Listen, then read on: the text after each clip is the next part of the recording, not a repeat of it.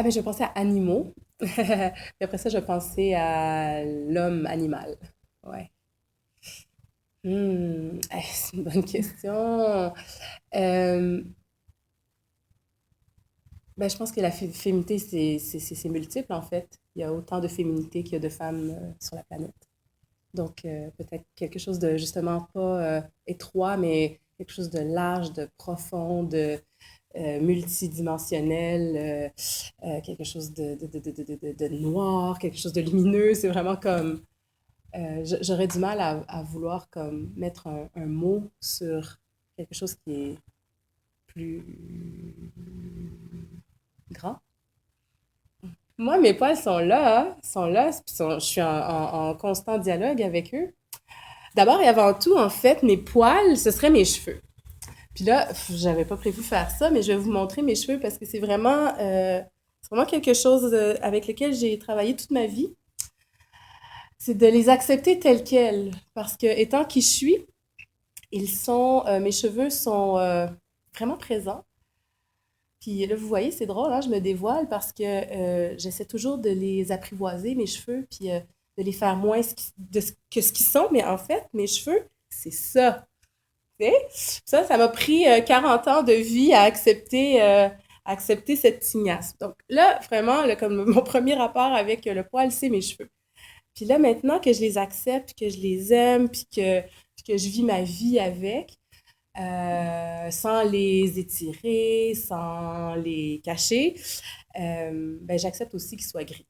Fait que ça, c'est mon premier rapport avec mes cheveux, avec mes poils. Ensuite de ça, partout sur le corps, sur le reste du corps, moi, j'aime bien jouer avec le fait que parfois ils sont là, parfois ils sont pas là, sans que rien soit une militance, en fait. Ça donne qu'il y a des mois où ils sont vraiment présents, puis je les accepte, puis je les aime. D'autres mois d'été, je dirais en petite robe soleil, j'aime bien, j'aime bien les voir disparaître, puis ça fait partie de la beauté de la chose, je pense. Euh, Est-ce que tu as toujours eu un rapport harmonieux avec tes poils? ben non, ben non, parce que on grandit en nous faisant dire qu'on n'a pas de poils. Donc, c'est-à-dire on se bat avec cette présence-là. On les rase, on les wax, on les cache, on les teint parfois. Donc, non, jamais. Mais en même temps,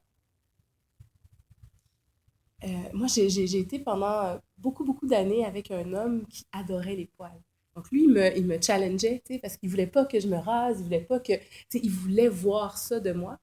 Et ça m'a vraiment comme beaucoup remise en question parce que quand moi, je voulais me raser, je me demandais si c'était par rapport à lui, par rapport à moi, par rapport à la société, par rapport à... En fait, qui me commandait ça, qui me demandait ça? J'ai pas encore répondu à la question, mais cet homme-là m'a vraiment comme ouvert la porte à, à ce que ce soit mon choix à moi et non une pression de l'extérieur. Je pense que je me rappelle un été de vouloir aller à me baigner chez une voisine, je pense, puis de lui demander comment je fais pour me raser. Puis ma mère était là, mais non, faut pas faire ça, mes chéris, non, non. Puis ma mère était peut-être comme une féministe sans le savoir, là. Elle me disait, non, mais plus... Puis qu'est-ce qu'elle me disait? Et en même temps, il y a un paradoxe dans son discours parce qu'elle me disait, plus tu les rases, plus ça va repousser. Donc, c'est comme si, dans son discours, elle me disait, fais pas ça, mais fais pas ça parce que ça va être pire que ce que tu as déjà. Donc, il y a comme un paradoxe là-dedans qui est intéressant que je viens juste de réaliser là, en vous parlant là, aujourd'hui. En fait, c'est un projet, c'est une commande chorégraphique sur une compagnie de Malmo qui s'appelle Skanes Dance Theatre. On m'a demandé d'aller créer sur la compagnie.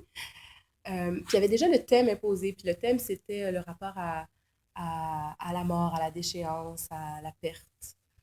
Et en discutant avec tous les collaborateurs du projet, euh, on a commencé à imaginer que le spectacle commençait dans un espèce de jardin qui va être construit devant le théâtre, une espèce de jardin, puis il va rentrer dans le foyer, puis il va continuer dans le théâtre. Donc c'est comme un espèce de spectacle à grand déploiement, tout ça. Puis l'espèce de sous-thème qu'on a développé, Wilderness. La pièce s'appelle Something About Wilderness, donc le retour un peu au primal, qui est comme quelque chose qui sous-tend mon travail de toute façon. ces temps-ci.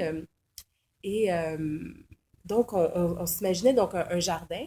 Puis en discutant d'un jardin, on se disait, ah, c'est drôle parce qu'un jardin, c'est comme une espèce de façon de domestiquer la nature. Puis on a continué à réfléchir à ça.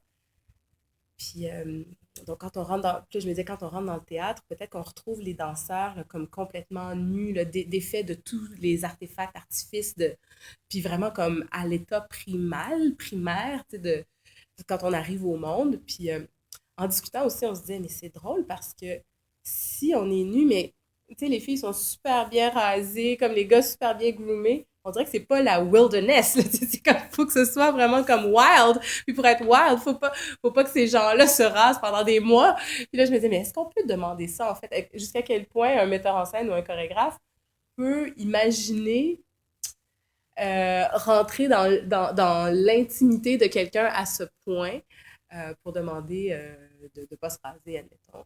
Puis là, après ça, ben, toutes les discussions avec les collaborateurs, c'était oui, mais on demande à un acteur de se faire pousser la barbe ou de se couper les cheveux.